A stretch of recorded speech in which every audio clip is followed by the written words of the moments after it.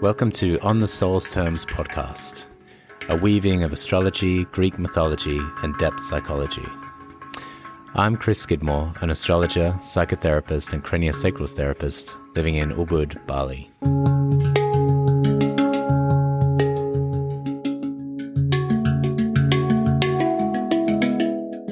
Welcome to this episode of On the Soul's Terms. Today we're diving into a timeless archetypal tension, the clash between the two goddesses Artemis and Aphrodite. These two powerful figures represent independence and love, chastity and desire, and their stories show us what happens when these forces collide within us. In this episode, we'll explore the myths that embody this tension, focusing on the tragedy of Hippolytus and the roles of Orion and Adonis in revealing the deeper dynamics of Artemis and Aphrodite. Through their stories, we'll uncover what these archetypes teach us about love, loyalty, and the push and pull between connection and self-sovereignty. We'll also reflect on how these archetypes resonate in our own lives, our relationships, choices, and inner conflicts, using Jungian psychology and the alchemical process as a lens to explore transformation. We'll also be weaving in astrological insights throughout the episode to bring a cosmic perspective to these archetypes and their interplay. So here's the question. How can we stay in the tension of opposites long enough for something new to emerge? And what can the myths of Artemis and Aphrodite teach us about embracing this alchemical process in our lives?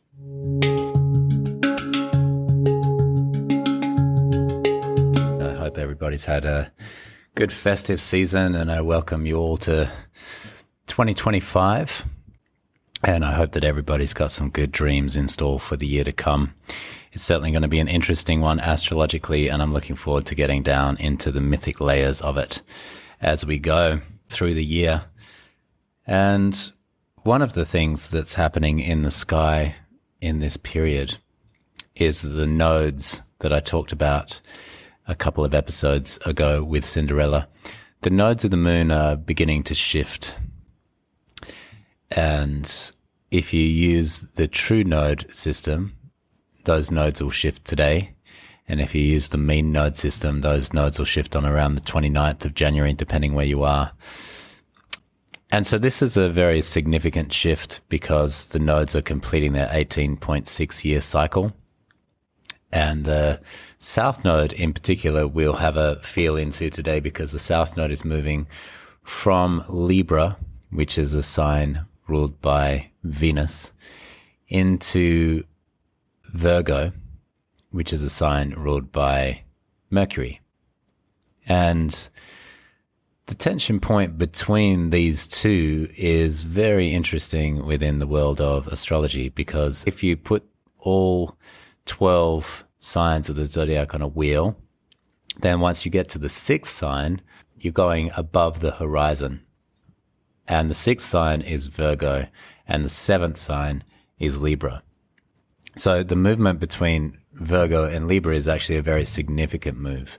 It's the move in between the deep interior world and into the external world. And that's what I want to explore today mythically in the archetypal tension between Artemis on the one hand, who we can relate to Virgo and Virgoan consciousness, and Aphrodite on the other, who we can relate to Libra. So there's lots that we can get into mythically between these two. And I hope as you listen along, you can feel into your own personal relationship between these two goddesses of ancient Greece.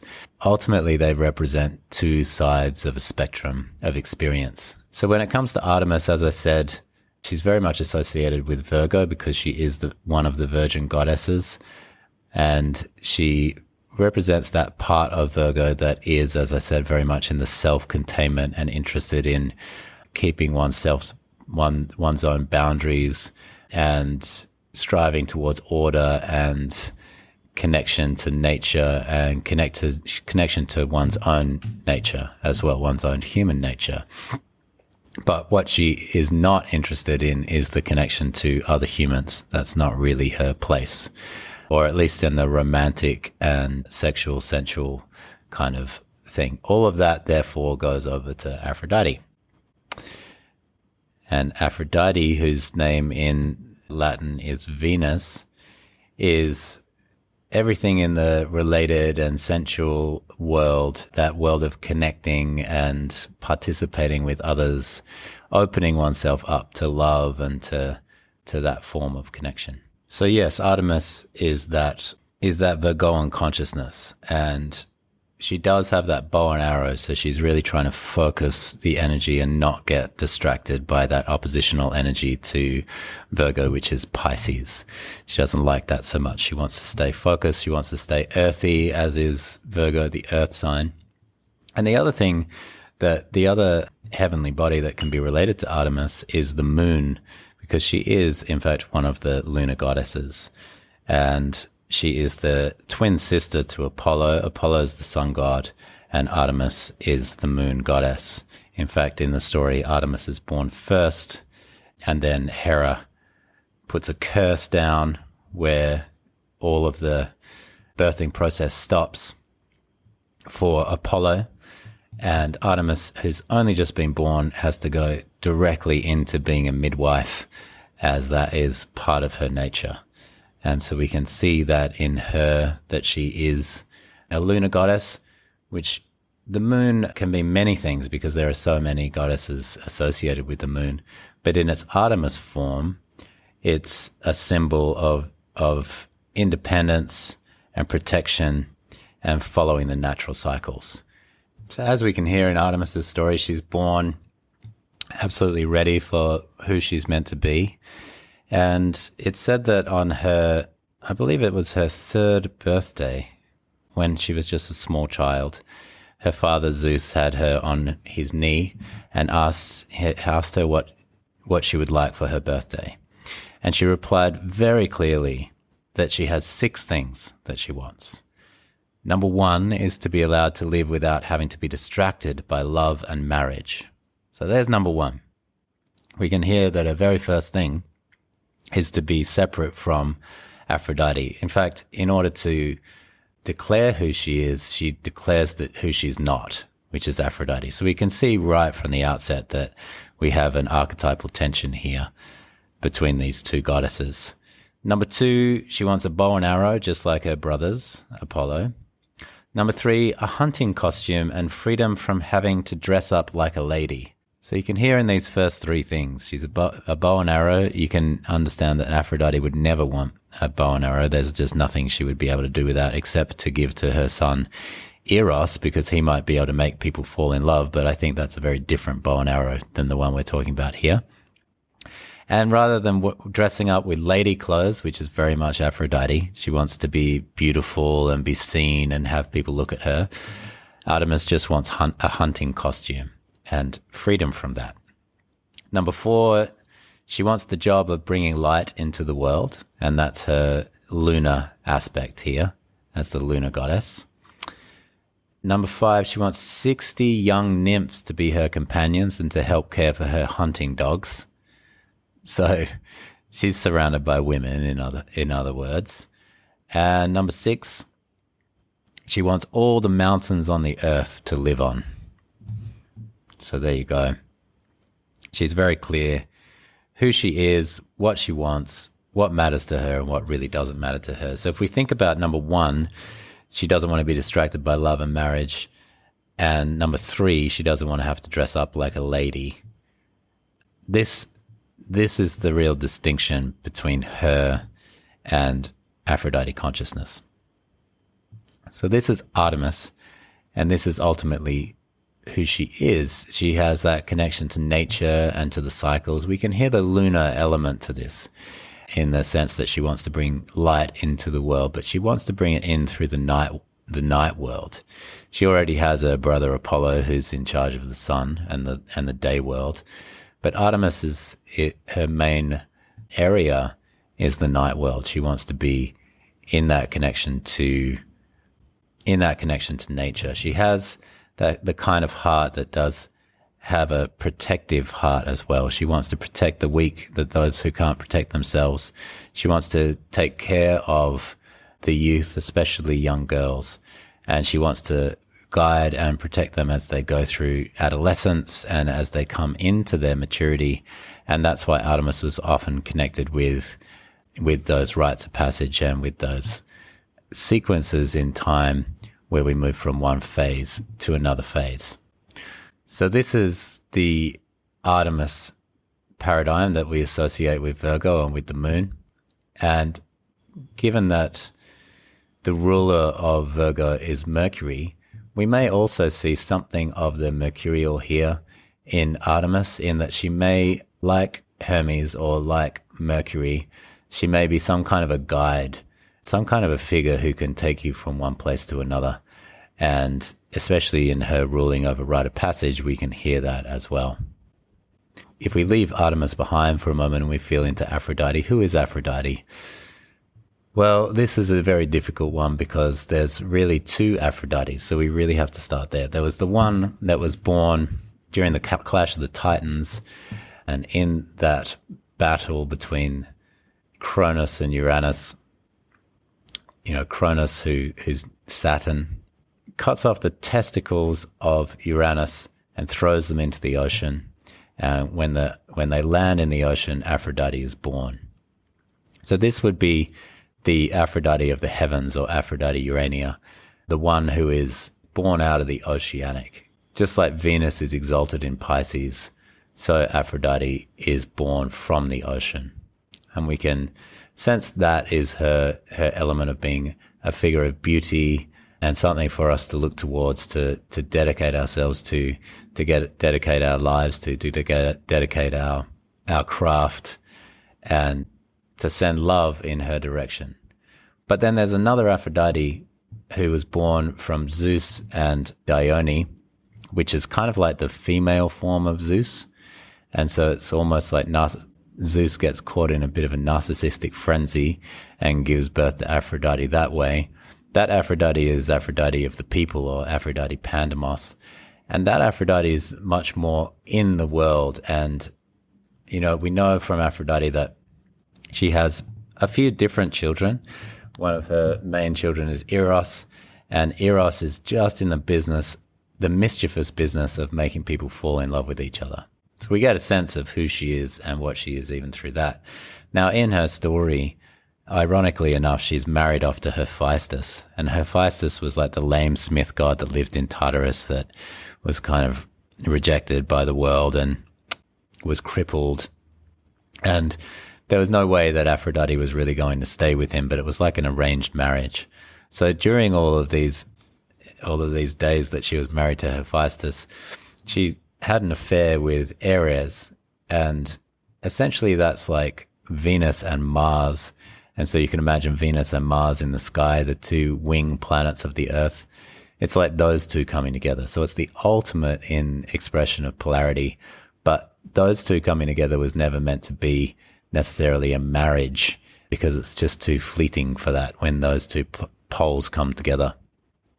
And so a lot of Aphrodite's mythology will point to that, will point to topics around love and desire and what you want, and going after what you want despite what is being expected of you by the society, and these kinds of topics. So although we say, Aphrodite or Venus, that is about love, I think it's probably more apt to say that is about desire, and that is about what you long for and what you're pulled towards, just like Eros takes us away from what we're looking at and suddenly gets us hooked on something else.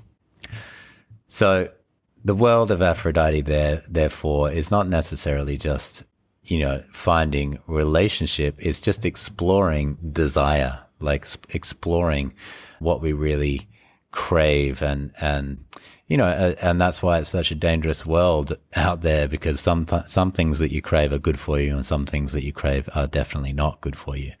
Now, Artemis has sort of figured that out by saying, well, if you just don't enter the realm of Aphrodite, you won't have to worry about that. You can just be fully self-contained, and then in that self-containment, everything will just work out fine. And Aphrodite just hates that mentality, because she's like, well, how can anything happen in this world? How can anything happen if the people aren't getting together? And it's an interesting concept, isn't it? Because in some ways you have it right back at the beginning of the story when chaos gives birth to 5 things. And the first 2 things is Gaia, the earth, and Eros. So this is like a non-personified Eros. It's right back at the beginning is earth, which would be the Artemis energy, and Eros, which would be the Aphrodite energy. Like those 2 energies are born right at the beginning. Earth wanting to be self-contained, and Eros wanting everything to fall in love with everything else, or everything to desire everything else in order to, so that creation can continue on. And really, when we think about it, creation cannot continue on if Eros leaves the earth. It would only take a few generations before everything would have died out if there's no more Eros, which means if people are not connecting to each other anymore, then it is all over.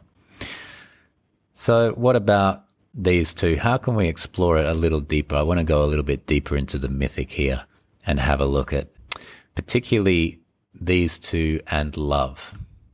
And there's a very, very interesting parallel between Aphrodite's story and Artemis's story in myth. I want to go into each of these stories. They involve, for Artemis, it involves Orion, who's the giant hunter. We probably recognize Orion's name because it's a very famous constellation. And that constellation is nearby Taurus, which means it's opposite the sign of the Scorpion, which becomes relevant later on in that story. And I've already done an episode with Jason Holly about that. So if you want to go deeper into that particular myth of Artemis and Orion, you can go listen to Jason Holly and I talk about it sometime last year. And the other story is Aphrodite and Adonis. And so these are very, very unique stories. And it seems to me that the poets were really trying to express, again, the delineation between who Artemis is and who Aphrodite is. But just in this one, in these little snippets, in these little stories, it's like the 2 become confused. Artemis begins to act a little bit like Aphrodite, and Aphrodite begins to act a little bit like Artemis. And so maybe we can look into that and see why that is so significant. And especially as we're listening to this, think about in the archetypal world, these archetypes, they often form some kind of dichotomy with another archetypal force. And in our minds, we may think, well, the best thing to do is to blend them and put them together, and then you can make a new thing by putting them together. And that's kind of like almost true, but not quite. Because what Carl Jung suggested for us to do is, instead of blending them together, which is kind of like having a little bit of this and a little bit of that, instead of that, we stay in the tension of the opposites. So we make a very clear delineation between the 2. And then in that tension, if we can withstand it, if we can hold ourselves in there long enough, then the magical 3rd thing, as he said, would arise out of the tension between the 2. So that's what I want to invite in your listening today, is to listen to how that would work if we were to, like in the alchemical process. The alchemical process is to separate, then purify, then integrate.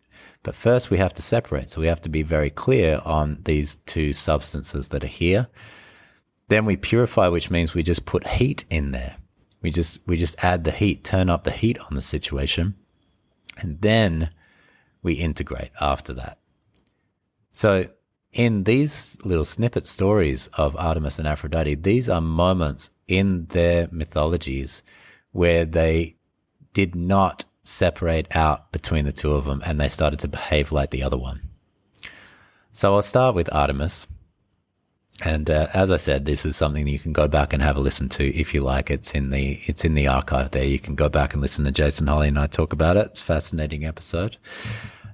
But in this story, Artemis, who has sworn off, as you heard, when she's 3 years old, she's like, I don't want to be dependent on any man. I don't want anything like that. I don't want any relationships in my life. I just want to be hunting. I just want to be dedicated to nature. And that's why she chooses chastity. That's why she chooses to be a virgin. And that's why she's one of the virgin goddesses. It's just a statement of who she is, right? But then she happens upon this guy, Orion, who's a giant. And he's an amazing hunter. And because of his hunting skills, and also he's quite dashingly handsome, I believe, but because of his hunting skills, he really draws Artemis in. And she's just fascinated by this guy. And she kind of loses her center and begins to move in his direction. And for a while there's this budding love between them. And they're running through the forest together. They're hunting together with their bow and arrow. And there's this sense of being shoulder to shoulder, side by side, out on the hunt. And that's the kind of love that they have. And just to give a little bracket here, this is what I'm calling Artemis love. It's the kind of love where the two of you are off on the big mission and you're focusing on what you're doing. You're not actually looking at each other. That's an Aphrodite love. You're looking at the hunt. That's the Artemis love. So they're running through the forest. They're having this beautiful romantic time. They're just full of love and respect for each other. And this is how the love grows between Artemis and Orion. We'll leave Artemis behind. She's running through the forest. She's having a great time with Orion over there. And we'll move slowly over to another part of the forest where we have Aphrodite, who's just met Adonis.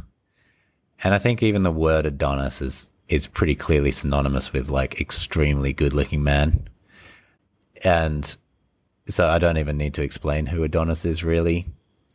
But she's met Adonis and she's fallen deeply in love. And they're sitting under a tree and they're just staring into each other's eyes and they're experiencing the full Venusian Aphrodite side of love, just drowning in each other, just falling for each other. And this is somewhere that Artemis would never be. Remember, we've left her over there hunting with her love. And over here we have the Aphrodite style love where she's just falling into this man. They're staring at each other all day and all night. They're imbibing in all of the delicious things. They're doing both sides of Venus in that they're enjoying all the pleasures of life and all the sensual and sexual pleasures on the Taurian side. And on the Libran side, they're relating to each other and mirroring each other and staring deeply into those infinite pools in each other's eyes. So after a while, see, the thing about Adonis is that he is a hunter. And for a while, Aphrodite's saying to him, like, please don't hunt. I don't want you hunting. It's too dangerous out there. It's just, I just want you to sit here with me and we can just be in love with each other.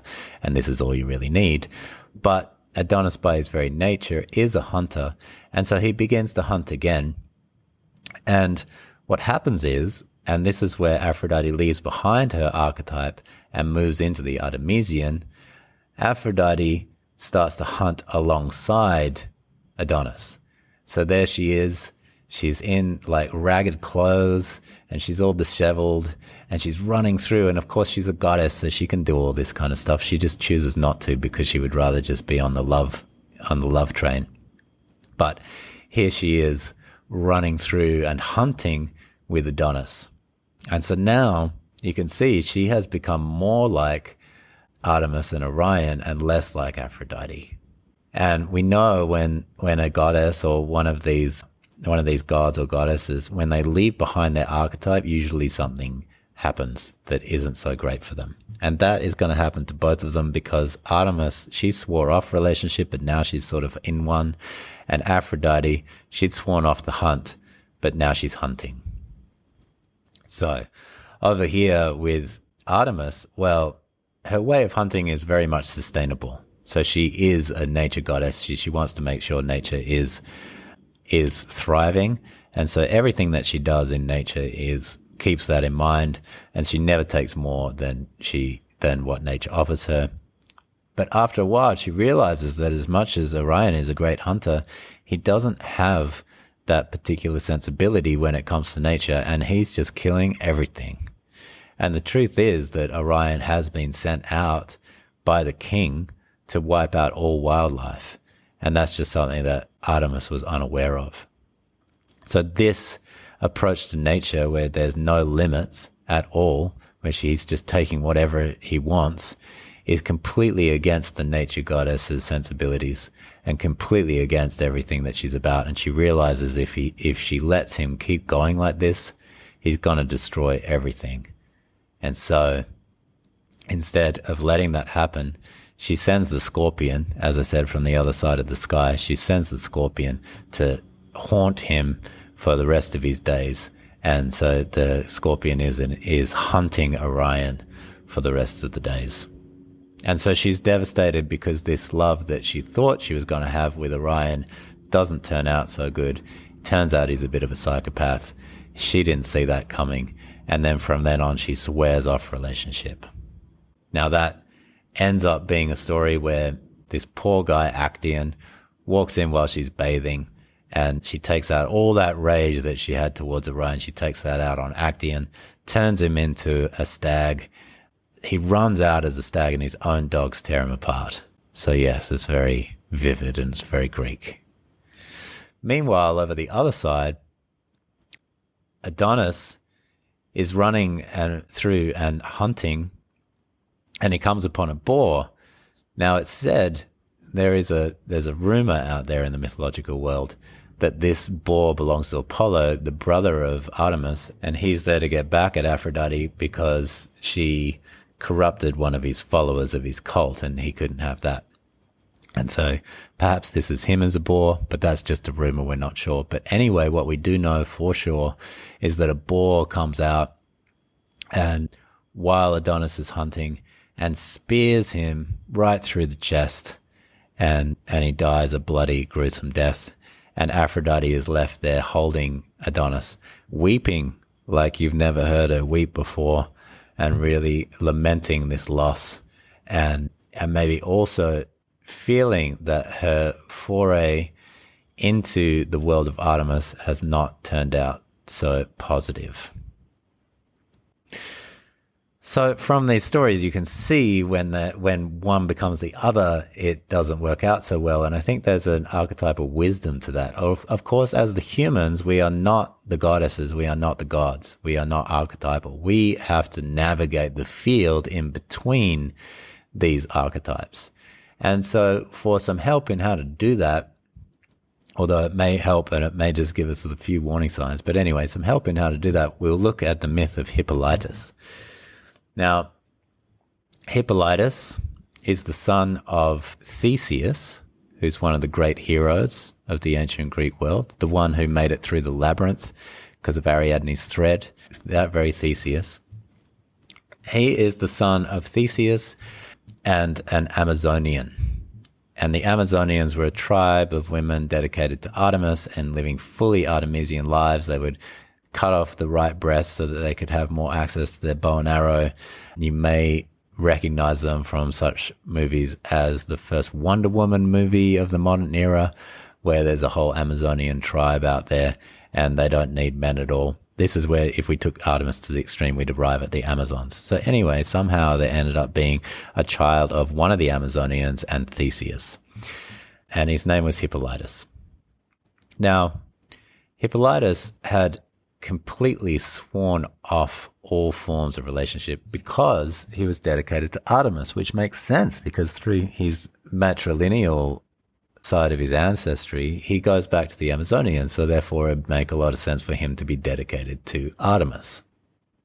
And in his dedication to Artemis, there's just no room for anything in the relational world, and that makes Aphrodite very mad because, of course, Aphrodite is thinking, well, this boy, this handsome lad, should definitely be exploring my world, which is the world of sensual pleasure and relating. And he's not doing that, and that really annoys her. Now, it could also be that Theseus himself, who's a classical hero, doesn't like the idea of his son not being into the ladies, and doesn't like the idea that his son is just keeping to himself and just hunting and just learning skills and not at all interested. So he's also quite open to there being something pretty wrong with this kid. Something's not going right, and he's already primed for that position, right? So keep that in mind. Now, Theseus has married Phaedra, and Phaedra is actually the sister of Ariadne. So how did that come to be? Well, this is a little side note here for those that are interested. After Theseus was able to kill the Minotaur in the middle of the labyrinth, he takes Ariadne with him, but then he abandons her in Naxos. Ariadne goes on to find Dionysus and become the consort or the wife of Dionysus. And meanwhile, off Theseus goes, and he ends up marrying Ariadne's sister, Phaedra, the daughter of Minos, just for political reasons. So he has actually not married for love, which I'm sure in the background of this story is another piece of why Aphrodite is particularly up for cursing this family. So she's got a few reasons there, that Theseus has abandoned Ariadne, which was love, and now he's married her sister for political gains. That's not love. And his son has completely sworn off the Aphrodite world. So you can see Aphrodite be upset. Now, her way of taking out that upset is to send Phaedra into a bit of a frenzy, and maybe she pricks him with one of Eros's arrows or something, but one way or another, she falls madly in love with Hippolytus, her stepson, and goes down and tries out some advances on him. And of course, Hippolytus, when he sees Phaedra coming, he's like, no, definitely not.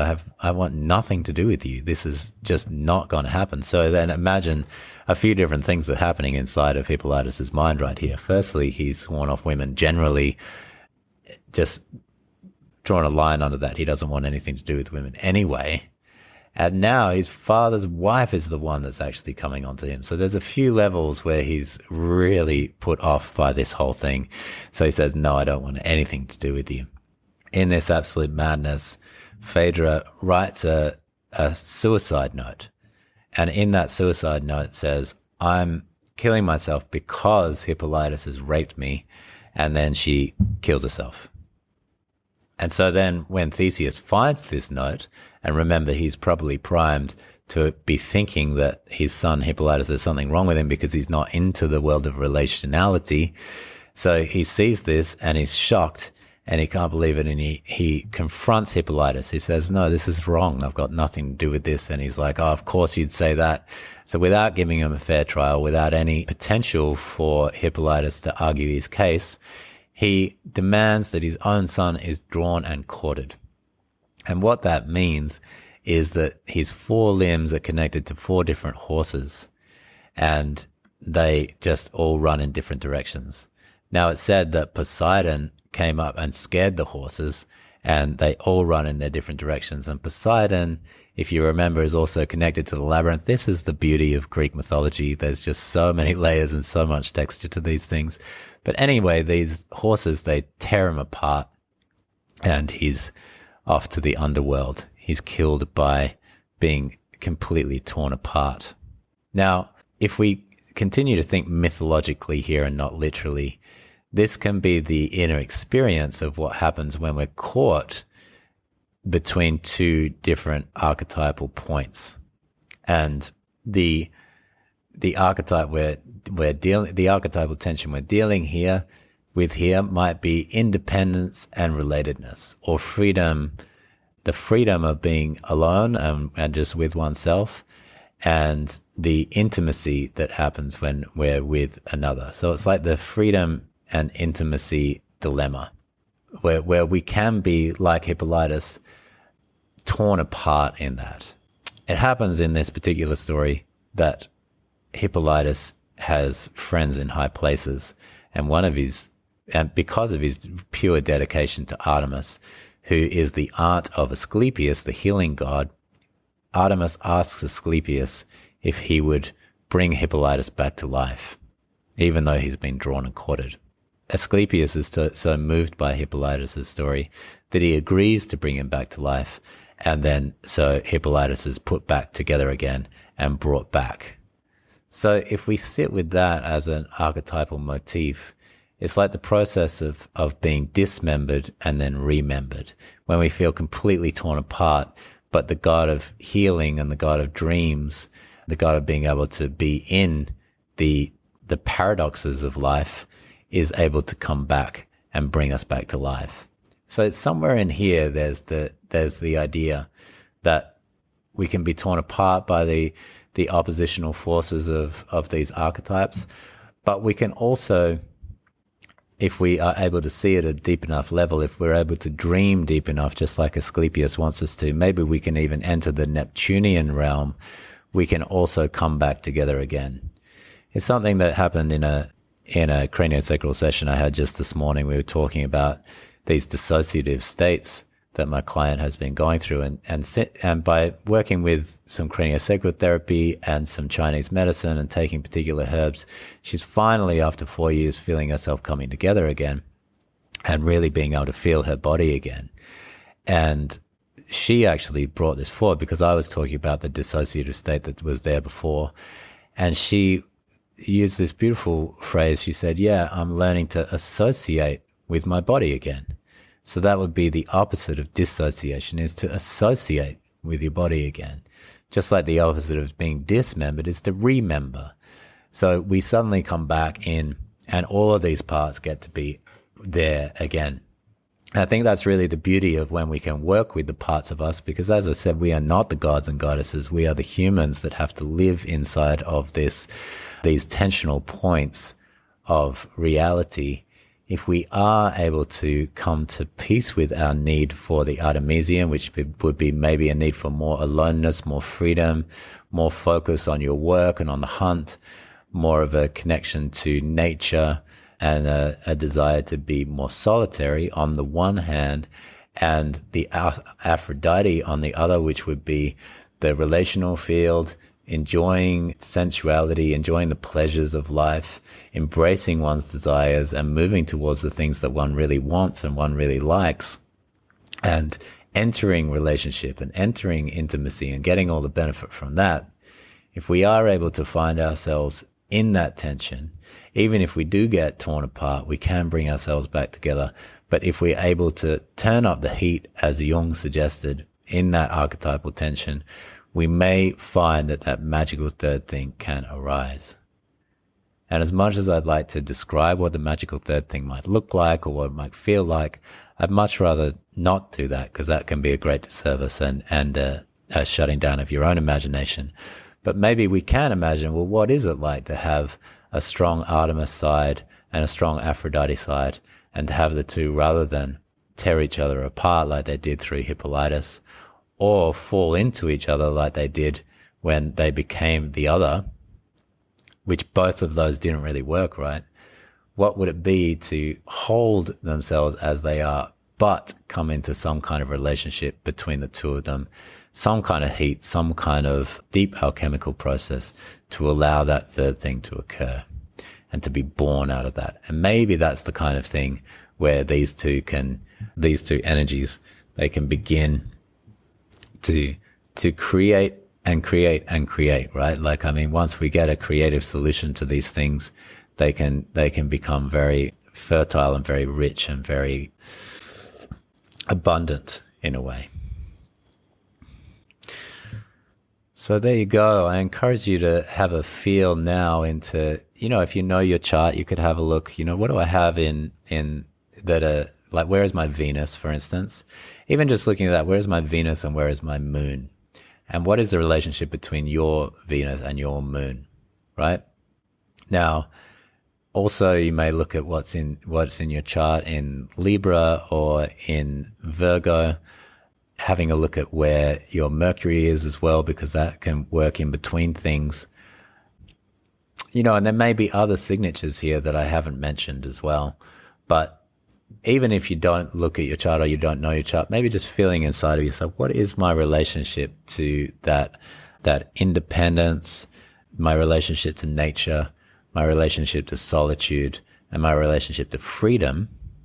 On the one hand, how does all that feel inside of me, and self-containment and being oneself as a separate individual, and my relationship to relationship and intimacy and connecting with the other. Now, all of us are going to find ourselves somewhere in the tension between these two. That's just the reality of things. And this is just one way to look at it with a mythic lens that isn't so prescriptive and doesn't sort of say, so therefore do this and do that and don't do this and don't do that. Like, I don't know what you should do. But by describing it in a mythic way between these two archetypal forces, maybe we can find ways then to be creative about it and find our way out of that find our way firstly into that tension, and then out of that tension, in the sense of to find creative solutions and to find magical third things that may be able to, burst forth from that.